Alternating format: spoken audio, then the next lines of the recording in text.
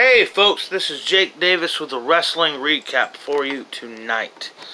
It's about 11:23 right now, which means WWE's Hell in a Cell just wrapped up. So this is my immediate reactions to the show. So let's just get into it. The pay-per-view, this was the 11th annual Hell in a Cell pay-per-view event, and it took place in Sacramento, California.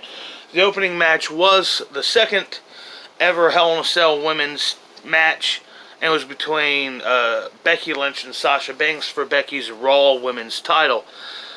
I did like how this match kicked off with Becky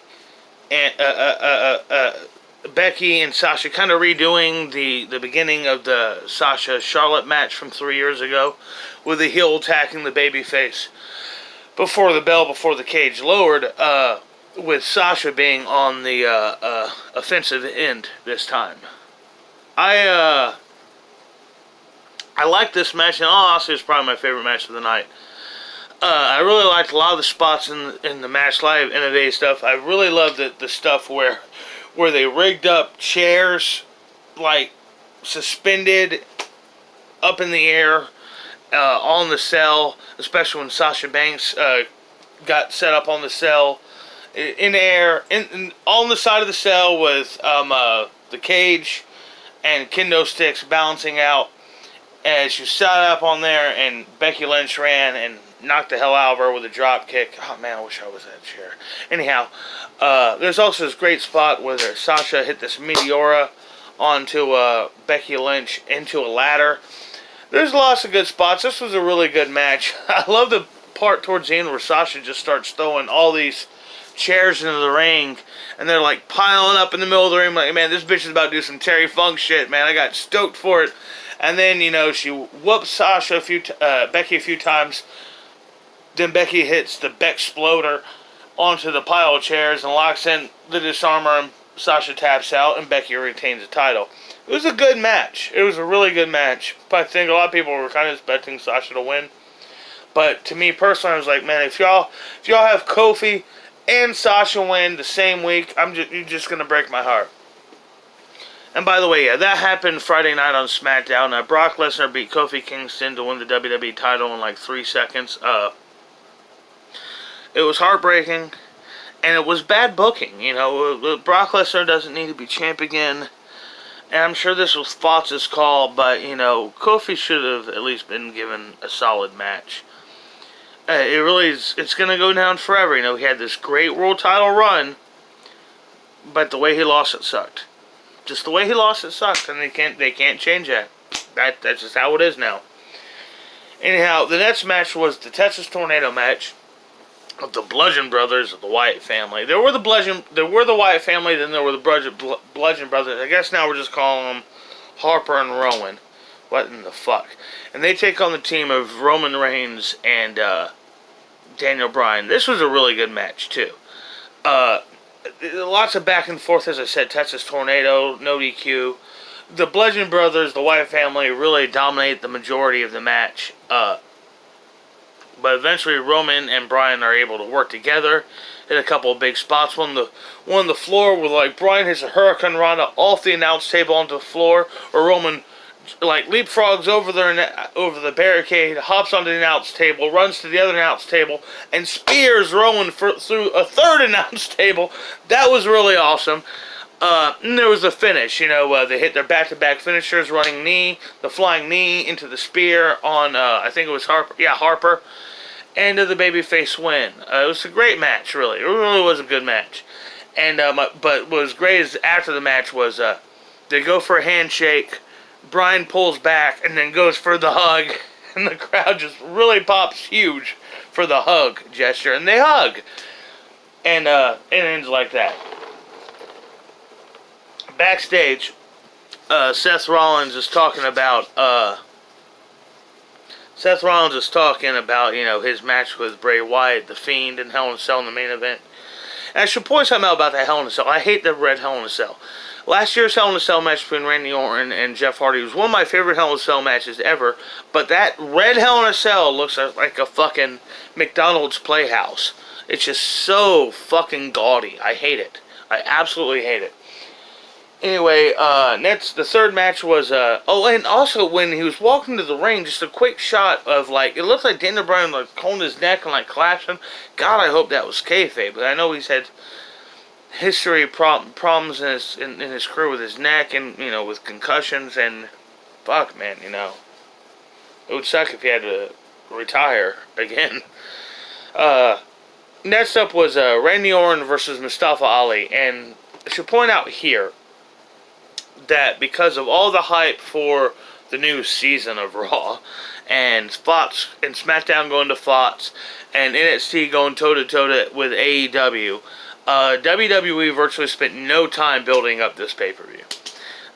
So going into this pay-per-view, there are only 3 promoted matches. So we kicked the show off with 2 of the 3 promoted matches. So I'm like, what the fuck are they going to do to fill out the next 2 hours?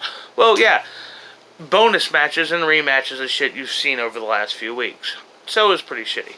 So next up was Randy Orton versus Mustafa Ali, and I mean, I guess Ali, there's no really suspense here. He knew Orton was going to win.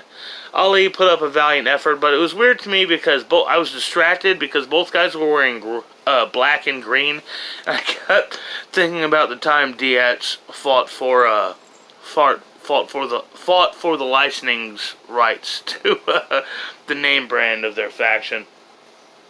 So we go to, of course, Orton wins. So next up we have the women's tag team title match. Alexa Bliss and Nikki Cross defend the titles against the Kabuki Warriors. And, you know, I don't want to come out and say, just something rubs me wrong about calling the team of Asuka and Kairi Sane the Kabuki Warriors. It just feels a tad racist to me. Maybe it's not. I guess it's better than the Geisha Warriors. And it's basically calling them the Streetwalkers or the Call Girls. But, I mean, this was a decent match. It was weird because it felt like the Kabuki Warriors were playing heel, when I thought this was kind of a face versus face thing. But it ended with a title change. Asuka used the Green Mist, a great throwback to Japanese wrestling there. You don't really see that in a lot of American wrestling anymore, at least not in WWE, not since the jury left or retired. Yeah, new women's tag team champions are the Kabuki Warriors. I just want to call them Asuka and Kairi Sane. It also was really distracting their theme music. You know, it's always bad when they just kind of blend, mix the themes, but this was literally just going back and forth. Play a few bars of Asuka's music, play a few bars of Kairi's music. It was really obnoxious. But yeah, new women's tag team champions. The titles aren't just for Raw. They're supposedly supposed to be able to be defended on NXT as well, but we haven't seen that yet. Next up was a 6-man tag team match. It was the OC. I'm calling them the Bullet Club. Fuck copyrights. It's the Bullet Club. You know, they don't realize the opportunity they have here. You could technically have the Bullet Club in WWE, AEW, and New Japan right now, but they aren't jumping at the opportunity to do that. Because of because of IP laws. It just comes down to IP laws. So, this was the Bullet Club of Gallows, Anderson, and the U.S. champ AJ Styles against the Viking Raiders. And more annoyance with the names here. You know, Ring of Honor, they were War Machine. NXT, they were the War Raiders. Now they're the Viking Warriors. You know, of the 3 names, I prefer War Raiders the best. But fuck, I hate these multiple names for the same guys. It's so annoying. Just, you need one name. One guy, one name. Just enough of this kind of shit. We're not the territory days anymore. Can we just finally get past this bullshit? It's the wrestler. You don't own the wrestler, therefore you should not own his gimmick. But I digress. Anyhow, so So it's the two of them teaming with Braun Strowman. And this was also stupid. It's a bonus match. It's a bonus match. Bonus six-man tag team match, and there's a mystery opponent. What was the point of a mystery partner in a bonus match? It's just moronic to me. Just what the fuck? No, it's stupid. So Strowman's a partner for the War Raiders. And yeah, sure, all six guys really get their chance to shine. But the match ends on a disqualification when the three heels gang up on Strowman. It's like, it's double. Since when does double teaming cause a DQ? I mean, it's just lazy, just bad, stupid booking. And at the end of the schmaltz, Strowman knocks out AJ Styles with the right hook. God, I hope the right hook's not going to be his finisher now. But that's just stupid too. I mean, guess he's feuding with Tyrus Fury. I don't know who the fuck he is. Some botzer. And we got Strowman fighting a botzer on Raw. Lesnar's going to be fighting, renewing his rivalry, Cain Velasquez, on SmackDown. And that's, if you are stoked for the kayfabe rematch of a real life fist fight between that happened a decade ago, you're a fucking idiot. It's just what? It's just stupid. Why would you get excited? I'm hurting my brain. It's stupid. It's fucking stupid. We don't need Cain Velasquez and on wrestling. He doesn't need to do wrestling. It's just bad. It's just so bad. Oh, god damn it, it's so bad. Anyhow, let's just move on. Next up was King Baron Corbin versus Chad Gable, and this was the remake of the King Ring finals a few weeks ago. Before the match, Corbin cuts this long promo, and as King of the Ring, he hereby renames and redubs Chad Gable as Shorty Gable. And they have a really good match. It's one of the better matches of the night. Ultimately ends with Gable getting a good roll up, pinning. Corbin goes to hit him with his scepter. Gable rolls him up, gets the pinfall, and the fucking the asshole ring announcer, here's your winner, Shorty Gable. Which I thought was funny as hell. Michael Cole was flipping out, and him and Corey Graves were arguing. That was a funny spot. Next up is the SmackDown Women's Championship. This is a rematch that nobody asked for. It's Becky Lynch, Bayley defending against Charlotte Flair, and these two girls had a boring nothing of a match at the last pay-per-view. They have more of a match here tonight. Charlotte Flair and Bayley tries to cheat. Charlotte Flair eventually locks in her submission. Bayley taps out, new women's champion. Charlotte's now a 10-time women's champion, and the crowd just shits all over this, and I don't blame them. I mean, I don't know when WWE's... Yeah, she's a good worker. She can wrestle, but we're sick of Charlotte being... the fans are sick of Charlotte being shoved down their throats. It's not just me. I mean, this audience has clearly had my... Well, I'm with them. I mean, enough. 10-time women's champion? Fuck, man. That's just... And of course, she's the only girl where her NXT women's title counts. When they're coming up with trying to rack up reigns here. So I'm sick of Charlotte. I'm done with her. Not only do I never need to see her fucking win the title again, I don't really ever have to see her wrestle again. I could care less about her.